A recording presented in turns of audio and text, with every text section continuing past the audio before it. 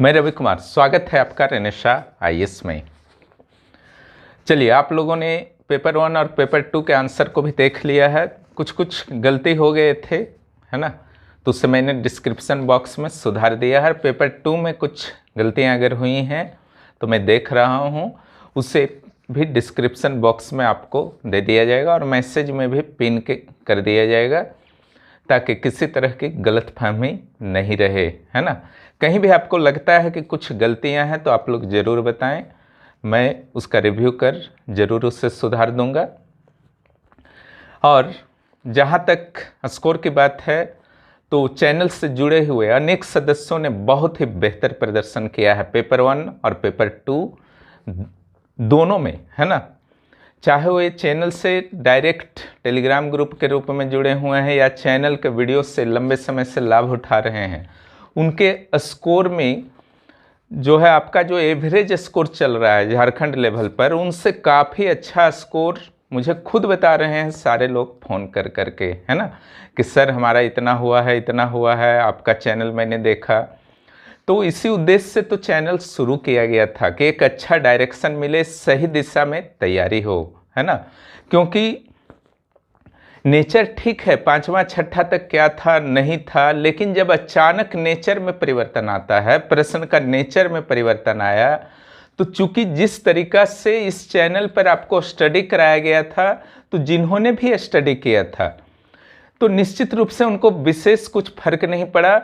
और उत्तर को कैसे एलिमिनेट किया जाता है, कैसे उत्तर को खोजा जाता है, अगर आपको जानकारी नहीं भी है किसी प्रश्न के उत्तर की, लेकिन जब आप सिविल सर्विसेज की तैयारी करते हैं और तरह तरह से कई दिशाओं से आप अलग अलग टॉपिक को पढ़ते हैं, तो निश्चित रूप से आप एलिमिनेट करने की क्षमता भी प्राप्त कर लेते हैं। और वह क्षमता अब रखना ही होगा, क्योंकि 7वीं जेपीएससी में देखा गया है कि नेचर में भारी बदलाव आए हैं और इसका नेचर कहीं ना कहीं यूपीएससी के नेचर को टच करता हुआ इस बार प्रतीत हुआ। ठीक है, आप खुद देखे होंगे कि जो हमारा टेस्ट रहता था उसमें लंबे लंबे प्रश्न रहते थे। अभी भी अपलोडेड हैं टेस्ट, यूट्यूब वीडियो पर भी लगभग मैक्सिमम टेस्ट अपलोड हैं।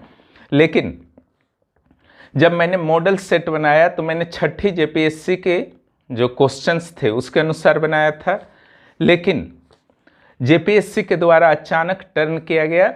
लेकिन चूंकि हमारा पढ़ाया हुआ था चैनल पर अधिकांश टॉपिक्स, इसीलिए जो उससे जुड़े हुए थे उनको विशेष फर्क नहीं पड़ा, भले ही थोड़ा बहुत पैटर्न चेंज हो जाए, क्योंकि वह आयोग का विशेषाधिकार है, आप वहाँ पर कुछ नहीं कर सकते। इसलिए अपने तैयारी के तरीके में अब बदलाव कीजिए, है ना। यहाँ पर जो सबसे अब इम्पोर्टेंट हो जाता है मार्गदर्शन, गाइडेंस। ठीक है, सही गाइडेंस में स्टडी कीजिए तो सही दिशा में आप बढ़ेंगे, स्लो ही सही अपनी मंजिल तक पहुंच जाएंगे।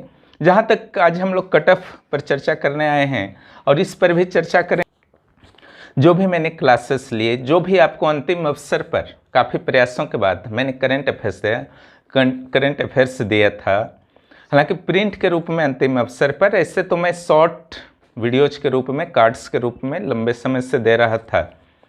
तो उसमें किस तरह से डायरेक्ट प्रश्न आए, बहुत कम मटेरियल मैंने करंट अफेयर्स में दिया था, कोई बहुत मोटा बुक्स टाइप का नहीं निकाला था, लेकिन यहाँ पर से लगभग सारे प्रश्न आपके आ गए, है ना, जो आने लायक था।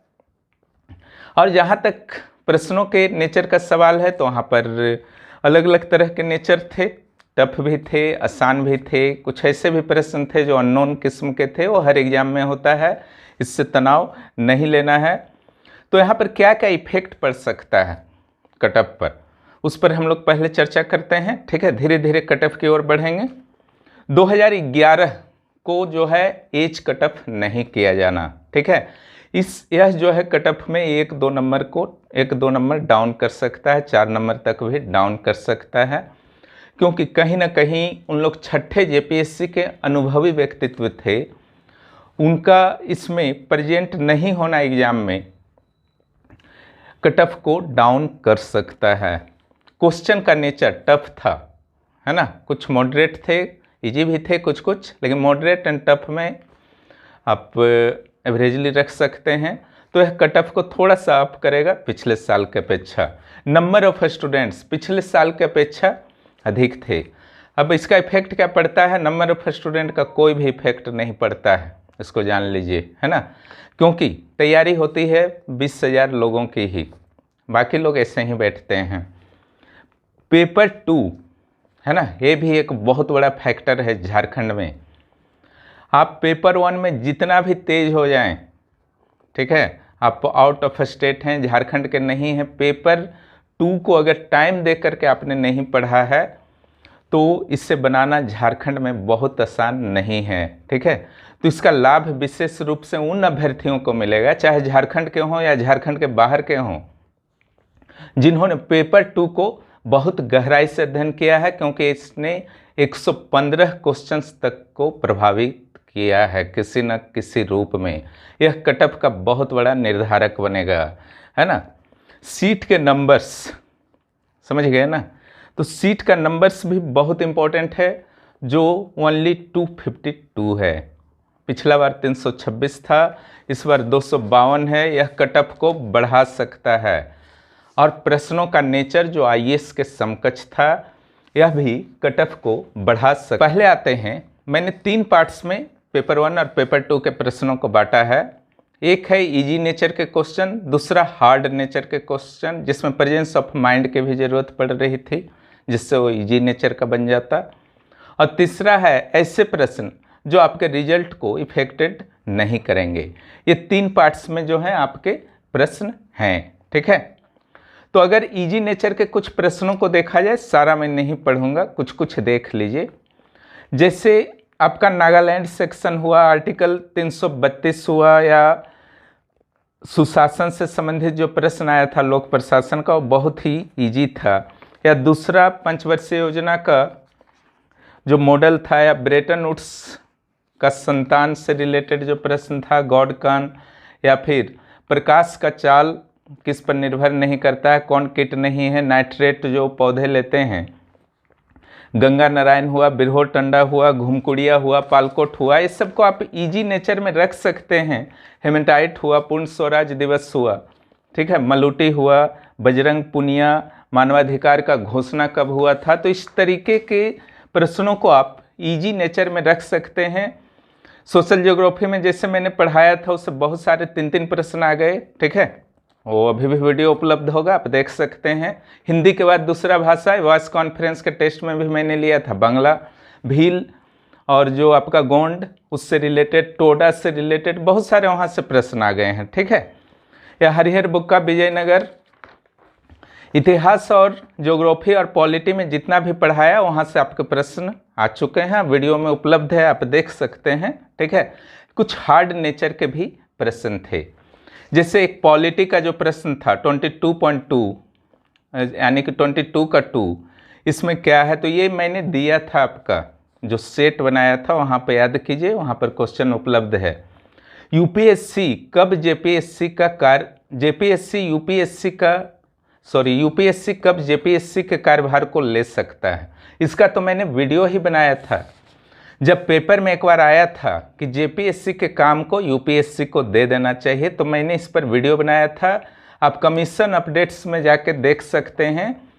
उस वीडियो को जिन्होंने देखा होगा, यह उत्तर तो उनका ऐसे ही बन गया होगा, क्योंकि मुख्यमंत्री से चूंकि मांग की जा रही थी, तो मैंने वीडियो बना करके स्पष्ट किया था कि यह मुख्यमंत्री के अधिकार के दायरे से बाहर है, ठीक है। तो ये सब हार्ड नेचर के प्रश्न में आपके चले जाएंगे। पीसीआई, पीक्यूएलआई, एचडीआई से संबंधित प्रश्न, या फिर कार्बन मोनोऑक्साइड जो शामिल नहीं है, रुपये का मूल्य कहाँ सोना, इस सब में थोड़ा सा कंसेप्ट, प्रेजेंस ऑफ माइंड की ज़रूरत थी। या फिर टिक्का रोग, ये भी मैंने कृषि वाले नोट्स में दिया। इसी तरह से कुछ आपके और भी जैसे हैं जो हार्ड नेचर के माने जा सकते हैं, है ना। जैसे आपका सर्वाधिक क्षमता वाला जो है न्यूक्लियर वाला या तामलुक वाला, वहाँ भी लोग कंफ्यूज कर गए हैं, पांडिचेरी मारें या तामलुक मारें। या फिर भारतीय तत्व गांव में जो पाए जाते हैं, मुगल और दिल्ली सल्तनत में कैसे शासन थे, तो ये सब थोड़ा सा टफ में चला जाता है। नर्मदा नदी का संरचनात्मक ऑप्शन जो था वो भी हेडेक उत्पन्न करने वाला था। और कुछ ऐसे भी प्रश्न हैं जो आपके इफेक्ट नहीं करेंगे। सभी लोग, अधिकांश लोग जो है कंफ्यूज हुए होंगे। जैसे आपका ट्रिटिकम ड्यूरम वाला हुआ, छोरनिया वाला हुआ, विंस्टन चर्चिल का पुरस्कार, वो भी आपको कंफ्यूज कर सकता है। या डेमोक्रेसी डेवलपमेंट वाला जो बुक था अतुल कोहली का, वहाँ पर भी कन्फ्यूजन बहुत लोगों को, अधिकांश लोगों की बात कर रहा हूँ, कुछ विशेष लोगों की नहीं, जिन्होंने किसी तरह से पढ़ लिया था और उन्होंने सही किया है। जमींदारी प्रथा वाला जो केस वगैरह दे दिया था, ठीक है। उसी तरीके से अगर जेपीएससी पेपर 2 में देखा जाए तो वहाँ पर भी आपके कुछ प्रश्न जो थे इजी नेचर के थे, कुछ जो थे आपके हार्ड नेचर के थे। इजी नेचर में आपका खिलाड़ी खेल हुआ, स्टेडियम हुआ, सीएनटी एसपीटी के अधिकांश प्रश्न, ठीक है। हालांकि अगर हार्ड भी देता तो अगर आपने मेरे वीडियो को देखा था तो आप जरूर बना लेते। मोतीझरा जलप्रपात, नगड़ी गांव से कौन नदी निकलता है, और नीतियाँ, झारखंड की निर्यात नीति, या न्यूनतम 1%, पहाड़ी इलाका के कारण नहर नहीं, ये सब जो है मुंडा संथाल, ये सबसे अच्छा क्वेश्चन था इस बार, है ना। जो सिंपल पढ़ने वाले, कुछ विशेष अध्ययन की उसमें ज़रूरत नहीं थी, है ना, जिनको सिलेबस का भी जानकारी था वह भी इसे आराम से क्लियर कर सकते थे। कुछ हार्ड नेचर के भी थे या प्रेजेंस ऑफ माइंड के भी थे, बेरू गोसाई हो गया, या फिर बिरसा कृषि विश्वविद्यालय का क्या वर्क है उससे रिलेटेड, या धोनी का पहला मैच, ये भी बहुत लोगों को कंफ्यूज कर गया। झारक्राफ्ट का स्थापना, ये भी कंफ्यूज कर गया। सीएम हरित ग्राम योजना हुआ, एचएससी की जमीन वाला सेक्शन आपका हुआ, आपदा प्रबंधन योजना हुआ, खनन सेक्शन, है ना, उड़ीसा होगा या आंध्रा होगा, ये सब कन्फ्यूजन थोड़ा रह गया। वर्षा 951 mm से कहाँ है, राजधानी परिवर्तन थोड़ा सा कन्फ्यूजन कर ही देता है।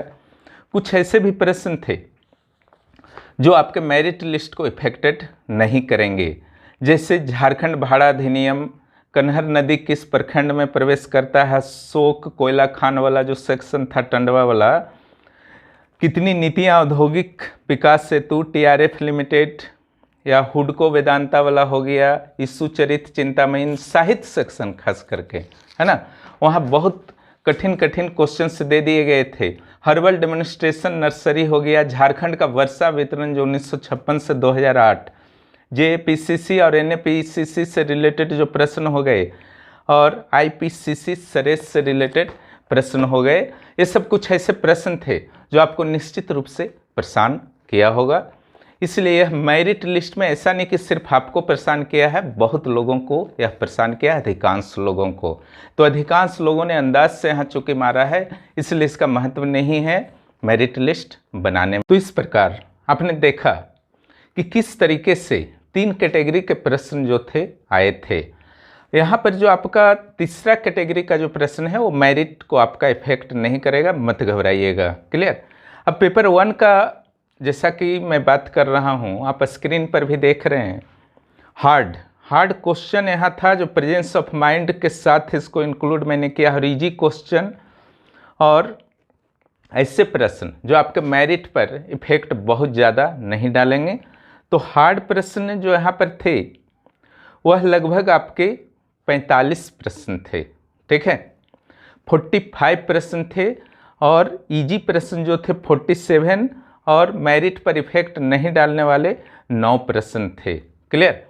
तो 47 अगर आप सही कर लेते हैं, इसमें 40 आपको एनी हाउ करना था। क्लियर। क्योंकि इजी नेचर के थे, और ये जो 45 हार्ड प्रश्न थे, समझ गए ना, ये 45 हार्ड प्रश्न में आपको कम से कम तो 25-26 जरूर कर लेना चाहिए था, तो आपका मैटर हो जाता। और ये 9 प्रश्न में अंदाजी मारा जाता है, 8 प्रश्न में, तो यहाँ पर 1-2 निकल जाता। क्लियर। तो यहाँ पर 40 और 25 जो हो गया 65 और 2 67, ठीक है। चलिए 4-5 और घटा दीजिए तो भी आपका 60 पार करना चाहिए था, ठीक है। जनरल का मैं अभी फिलहाल बात कर रहा हूँ, तो यहाँ आपको 60 क्रॉस एनी हाउ करना चाहिए था। दूसरा जो आप सेक्शन देख रहे हैं पेपर 2, है ना, पेपर 2 में जो आपका है इजी प्रश्न मैंने काउंट किया, यह 46 था, और हार्ड प्रश्न जो थे 33, और मेरिट परफेक्ट नहीं करने वाले वो लगभग 21 प्रश्न थे, समझ गए ना। तो यहाँ पर आपको वही था, आपका इजी प्रश्न तो काफ़ी इजी था झारखंड वाला, यहाँ 40 जरूर आपको करना चाहिए था। और इधर जो हार्ड प्रश्न थे 33, ठीक है, यहाँ पर आपको 20 एनी हाउ करना था, 18 भी करते तो चलता, तो 58 हो जाता या 60 हो जाता। और इस 20 प्रश्न में 3-4 प्रश्न आप कर सकते थे, है ना, तो भी आपका 60 क्रॉस कर जाता। आप देख सकते हैं यही आपका वहाँ पर है जो इजी प्रश्न है। तो पूरी तरह से मैं लिस्ट भी उपलब्ध करा दूंगा, कौन इजी प्रश्न थे, कौन हार्ड प्रश्न थे, क्लियर। तो यहाँ पर जो आपका सिचुएशन है कि 60 के आसपास जो है पूरी तरह से संकेंद्रित हो रहा है दोनों पेपर में, दोनों के नेचर को देखते हुए फॉर जनरल, है ना। तो इस 60 का अर्थ हुआ 60 120 प्रश्न, क्लियर। तो इसको आप थोड़ा सा ऑप्टिमाइज कर दीजिए, तो 115 से 120 आप रख सकते हैं। 230 से 240 मार्क्स जो है जनरल के लिए इस बार सेफ रहेगा, क्लियर। इससे नीचे तो आप बाउंड्री लाइन में जा सकते हैं, क्लियर। और जहाँ तक EWS का बात है तो विशेष फर्क नहीं पड़ेगा, यह 225 से 245 के रेंज में जा सकता है, जनरल से भी आगे भाग सकता है EWS का कट ऑफ। BC2 का भी वही हाल है, क्लियर, वह 220 से लेकर के 245-50 तक भी जा सकता है, क्योंकि उनके सीट्स जो हैं कम हैं। अब BC1 का जो कट ऑफ है वह 225 के आसपास रह सकता है, क्लियर, 215 से 25। और SC ST में अगर देखा जाए तो शेड्यूल कास्ट का जो होगा वह बहुत ज़्यादा नहीं घटेगा, 215 से 220 रखिए। और शेड्यूल ट्राइब का 205 से 215 रह सकता है, यही हमारा आकलन है, ठीक है। तो ये तो कट ऑफ की बात हुई और क्वेश्चन के नेचर की भी बात हुई। अब बात करते हैं कि जो भी आपको पढ़ाया गया इस चैनल के माध्यम से, ठीक है, तो डायरेक्ट उसमें अभी तक जितना मैं देख पाया हूँ इतने कम समय में, तो लगभग 68 प्रश्न जो है आपके डायरेक्ट आए हैं JPSC पेपर 2 में। और JPSC पेपर 1 में 75 क्वेश्चंस, उसमें वॉइस कॉन्फ्रेंस के जो क्वेश्चंस पूछे गए थे वह भी शामिल हैं। तो एक बहुत ही बड़ा आंकड़ा है, ठीक है। और ये डायरेक्ट आए हैं, इनडायरेक्ट जो आपके प्रश्न यानी कि जो प्रेजेंस ऑफ माइंड से आपका बन सकता है उससे काफ़ी वृद्धि हो जाएगी संख्या, है ना। बहुत सारे कैंडिडेट यहाँ पर हैं जिन्होंने झारखंड में 80 के आसपास स्कोर कर डाला है, ठीक है। हालांकि वो कट ऑफ नहीं रहेगा, लेकिन कहीं ना कहीं जो UPSC के पैटर्न पर एग्ज़ाम चला गया है तो निश्चित रूप से इसका लाभ उन कैंडिडेट्स को प्राप्त हुआ है जिन्होंने बहुत ही गहराई से अध्ययन किया है, जिनमें किसी भी प्रश्न पर विचार करने की, उस पर विश्लेषण कर उत्तर देने की क्षमता होती है। उनको इस बार थोड़ा सा ज़्यादा लाभ मिला है दोनों पेपर्स में, ठीक है। इसलिए अपने तैयारी के तरीके को थोड़ा सा बदलिए आगे से, इसका लाभ जो है निश्चित रूप से आपको प्राप्त होगा। और जिनको लगता है कि जिनका मार्क्स जो है थोड़ा बहुत डाउन हो गया है, उनको भी घबराने की ज़रूरत नहीं है, ठीक है। एग्ज़ाम जो है आपका दिसंबर में मेंस संभावित है, अगर सब कुछ ठीक रहा तो, ठीक है। फिर आपका मार्च अप्रैल में फॉर्म आ जाएगा, मेंस होने की देर है, फिर फॉर्म आने में देर नहीं लगता, सिर्फ यहाँ मेंस फंसता है ना। रिजल्ट भी आ जाता है, प्रीलिम्स का रिजल्ट ऐसा नहीं कि बहुत टाइम लगेगा, 2 महीना के अंदर हो सकता है आ जाए रिजल्ट। लेकिन उसके बाद अगर यहाँ पर किसी भी कोई ऐसा मुद्दा ना उत्पन्न हो जिसको आधार बना करके यहाँ पर आंदोलन वगैरह शुरू हो जाए, तब ही दिक्कत होता है। अगर सब कुछ ठीक ठाक रहता है तो दिसंबर में मान के चलिए मेंस होगा। और जिनका अच्छा गया है एग्ज़ाम, ठीक है, 230 से ऊपर हैं, 240 से ऊपर हैं, उन लोग भी समय को जो है किसी भी रूप में नष्ट ना करें, वेस्ट ना करें और मुख्य परीक्षा की तैयारी में लग जाएं। क्योंकि जब एग्ज़ाम की तिथि की घोषणा हो जाती है, प्रीलिम्स तो किसी तरह से रिवीजन हो भी जाता है, ये मुख्य परीक्षा इतना आसानी से रिवीजन नहीं होता है ना, क्योंकि वहाँ लिखना तो मजबूरी है, यहाँ नहीं लिखते हैं, हालांकि यहाँ भी लिखना चाहिए। और जिनको लगता है बाउंड्री लाइन के आसपास हैं या दूर हो चुके हैं कट ऑफ के मार्क्स से, उन्हें भी एक बार मुख्य परीक्षा की तैयारी ज़रूर कर लेनी चाहिए, क्योंकि इस बार मैंने देखा है कि जो भी कैंडिडेट मुख्य परीक्षा दे चुके हैं, इंटरव्यू तक जा चुके हैं, उनका अच्छा स्कोर रहा है प्रीलिम्स में। ठीक है, क्योंकि एक कंसेप्ट बन जाता है, अवधारणा बन जाता है, जिससे खास करके जो 7वां जेपीएससी में जैसे प्रश्न आए, ऐसे प्रश्नों को सॉल्व करने में बहुत ईजी होता है अगर एक अवधारणा आपका क्लियर बना हुआ है।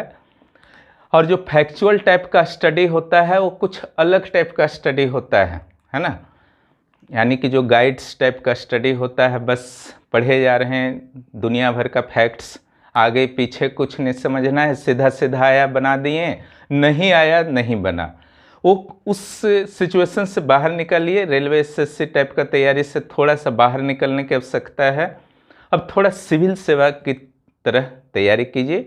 अब मुख्य परीक्षा की तैयारी भी आप लोग स्टार्ट कीजिए, समय को नष्ट नहीं करना है। मुख्य परीक्षा के संदर्भ में कल रात को मैं वीडियो डालूंगा कि किस तरीके से हमारा प्लान है कि मुख्य परीक्षा की तैयारी आपको कराई जाए। और जैसे सीजीएल वाले जो हैं अपनी तैयारी कंप्लीट रखें, सिंगल फेज में एग्ज़ाम है, वो जैसे ही वैकेंसी आएगा 2-3 महीना बाद जो है एग्ज़ाम हो जाएगा। फिर साहित्य भी करना है, मैथ भी करना है, रीजनिंग भी करना है, फिर थोड़ा सा परेशान हो जाइएगा, है ना।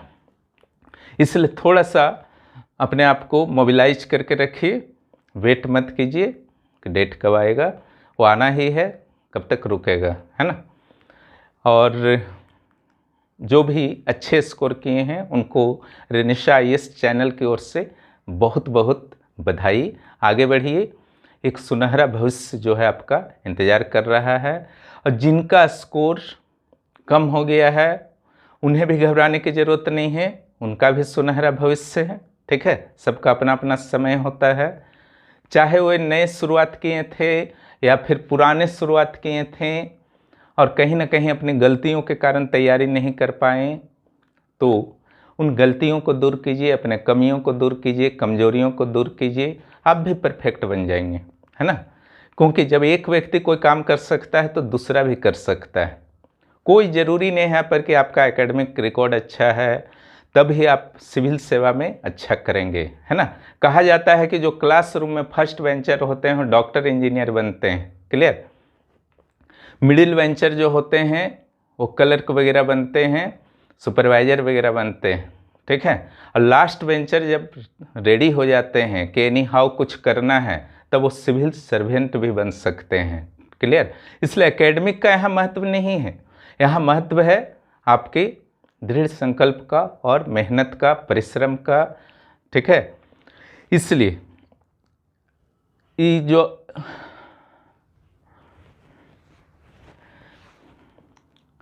अपने स्कूल रिकॉर्ड पर प्रभावित मत होइए।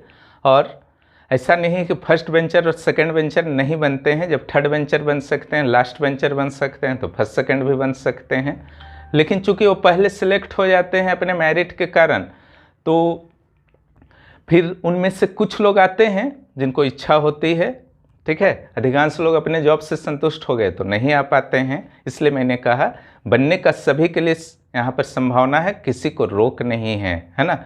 हर के लिए यह दरवाज़ा जो है खुला हुआ है, हर परिश्रमी युवाओं के लिए यह दरवाज़ा खुला हुआ है। सिलेबस आपको प्रदान किया गया है और उस सिलेबस को फिनिश कीजिए और इस सुनहरे दरवाजे से अपने सुनहरे भविष्य की ओर आगे बढ़िए, ठीक है। और जहाँ तक तैयारी की बात है, आपके चैनल पर वीडियो पड़े हुए हैं, ठीक है। मैंने पहले भी कहा था चाहे कोई भी वीडियो है तो उसके अंदर से ही आएंगे जो आपके कट ऑफ से काफ़ी ऊपर आप रहेंगे, आपके मार्क्स अगर उतना को आप स्टडी कर लेते हैं। और ये भी मैं बार बार कहता हूँ कि सारे के सारे प्रश्न जो हैं हमेशा नोट्स से डायरेक्ट नहीं आ पाते हैं, है ना। लेकिन नोट्स को अगर आपने समझा है, अच्छा नोट्स से अच्छी तरह से आपने पढ़ा है, तो बहुत सारे प्रश्न विश्लेषण से भी निकल जाते हैं। वह इस बार आपको अनुभव हुआ होगा। फिर मिलते हैं अगले क्लास में। वीडियो देखने के लिए बहुत बहुत धन्यवाद। जो भी इस चैनल पर नए हैं चैनल को सब्सक्राइब करें और दोस्तों को भी इस चैनल के बारे में बताएं, चैनल की सदस्यता भी प्राप्त करें।